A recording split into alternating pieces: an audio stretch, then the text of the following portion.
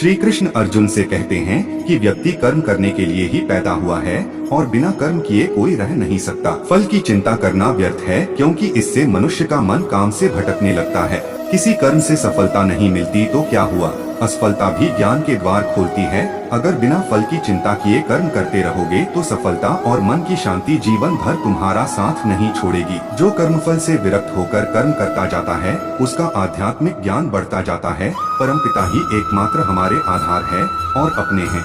इस संसार में कोई भी अकेला नहीं है। ईश्वर में विश्वास रखते हुए जो मनुष्य कर्मपथ पर बढ़ता जाता है वो सदा शांति, सुख और मुक्ति पाता है। भूत और भविष्य की चिंता करना व्यर्थ है, वर्तमान ही सत्य है। जो भी पूर्ण समर्पण से ईश्वर की शरण में आता है, परमात्मा उसका कल्याण अवश्य करते हैं। इस संसार में जितनी भी चीजें सांसारिक सुख की श्रेणी में आती हैं, उनकी एक शुरुआत और अंत जरूर होता है। इन सांसारिक सुखों का अंत दुख, कष्ट और दुर्गति के रूप में होता है। इच्छाओं का अंत नहीं है, एक पूरी होती है तो दूसरी नई इच्छा आ जाती है। जीवन में संतुलन बहुत जरूरी है। किसी भी चीज की अति करना अच्छा नहीं है। जैसे सुख आने पर प्रमाद करना और दुख आने पर निराशा में डूबे रहना दोनों ही गलत है। असंतुलन जीवन की गति और दिशा को बाधित करता है, जिससे अनावश्यक कष्ट और दुखों का जन्म होता है।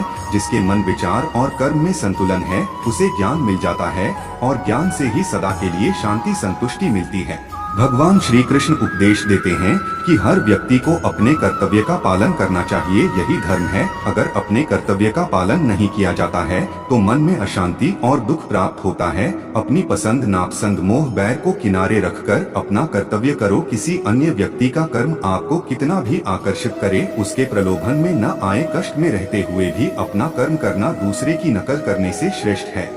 अपने कर्म और कर्तव्य का पालन ही जीवन का सही मार्ग है, क्योंकि कर्म करना अकर्मण्यता से हमेशा बेहतर है। कर्तव्य में दोष देखकर पीछे न हटें, क्योंकि हर कर्म में कोई न कोई छोटा बड़ा दोष हो सकता है।